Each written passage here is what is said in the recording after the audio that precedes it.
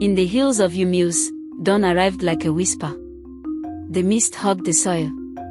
Roosters crowed into the quiet like they were warning the village that the day had teeth. Children fetched water in worn yellow jerrycans.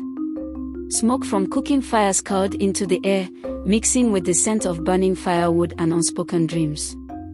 Ebele was already awake, barefoot, her wrapper tied tightly around her chest as she pounded yam for her family's breakfast.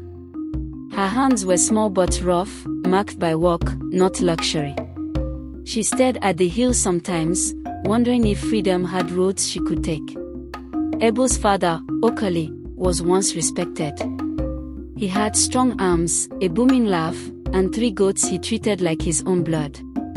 But pride did not feed mouths, and the debts crept in like termites under the foundation of their house.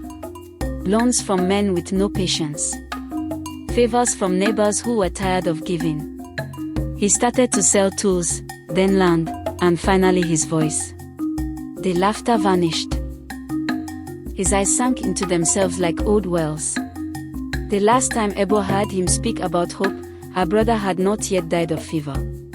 When the letter arrived, it came in a black Prado Jeep dustier than the roads it conquered. The driver wore sunglasses and silence. The envelope was thick, the paper smelled like perfume and power. Okale didn't open it in front of the family. He waited until dusk, after the moon had started its silent shift. Then, under the dim light of their lantern, he read it thrice, each time slower. He didn't cry. He didn't speak. He just stood up, walked outside, and stared into the forest as if the trees could give him advice. The next morning, word spread. Ebele was to marry a billionaire. The girls at the stream whispered her name like it had changed meaning. Some with envy, others with pity. Men clapped her father on the back like he'd just returned from war.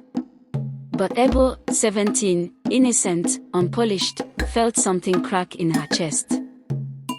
She had never even kissed a boy. She didn't understand contracts, bride price, or why her body suddenly belonged to another man's legacy. That evening, her mother wept into her scarf while cleaning out Ebele's box. Nobody asked if she wanted this life. They assumed she did. The bride price came like a military parade. Bags of rice taller than Ebele. Yams enough to feed a village. Kegs of palm oil. 2 cows tied by the horns. A suitcase filled with cash she wasn't allowed to touch. There were even cartons of wine she'd never tasted.